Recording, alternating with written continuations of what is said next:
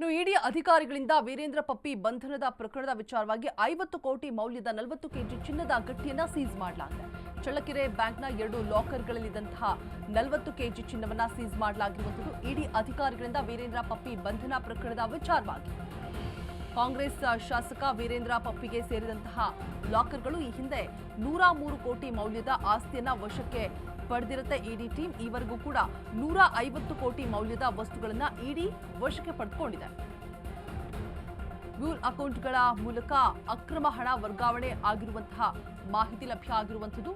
Betting ಆಪ್ಗಳ ಮೂಲಕ ಕೋಟ್ಯಾಂತರ ರೂಪಾಯಿ ವ್ಯವಹಾರ ಕೂಡ ನಡೆಸಲಾಗಿರುತ್ತೆ. ವರ್ಷಕ್ಕೆ 2,000 ಕೋಟಿಗೂ ಹೆಚ್ಚು ವ್ಯವಹಾರವನ್ನ ನಡೆಸ್ತಾ ಇದ್ರು ಪಪ್ಪಿ ಅನ್ನುವಂತಹ ಮಾಹಿತಿ ಕೂಡ ಹೊರಬಿದ್ದಿದೆ. ಸದ್ಯ ನ್ಯಾಯಾಂಗ ಬಂಧನದಲ್ಲಿದ್ದಾರೆ ಶಾಸಕ ವೀರೇಂದ್ರ ಪಪ್ಪಿ. ಇಡಿ ಅಧಿಕಾರಿಗಳಿಂದ ವೀರೇಂದ್ರ ಪಪ್ಪಿ ಬಂಧನ ಪ್ರಕರಣದ ವಿಚಾರವಾಗಿ ಇದೀಗ ಅಪ್ಡೇಟ್ ಸಿಗ್ತಾ ಇರುವಂತದ್ದು. 50 ಕೋಟಿ ಮೌಲ್ಯದ 40 ಕೆಜಿ ಚಿನ್ನದ ಗಟ್ಟಿಯನ್ನ ಸೀಸ್ ಮಾಡಿದೆ ಖಾಕಿ ಪಡೆ. ಚಳ್ಳಕೆರೆ ಬ್ಯಾಂಕ್ನ 2 ಲಾಕರ್ಗಳಲ್ಲಿದ್ದಂತಹ 40 ಕೆಜಿ ಚಿನ್ನವನ್ನ ಸೀಸ್ ಮಾಡಿ ಹೊರತೆಗೆದಿದ್ದಾರೆ. ಇನ್ನು ಕಾಂಗ್ರೆಸ್ ಶಾಸಕ ವೀರೇಂದ್ರ ಪಪ್ಪಿಗೆ ಸೇರಿದಂತಹ ಲಾಕರ್ಗಳು ಇದಾಗಿರುತ್ತೆ. ಅಲ್ಲಿ ಲಭ್ಯವಾಗಿರುವಂತಹ ಕೋಟಿ ಮೌಲ್ಯದ ಚಿನ್ನಾಭರಣಗಳನ್ನ ಸೀಸ್ ಮಾಡಲಾಗಿದೆ.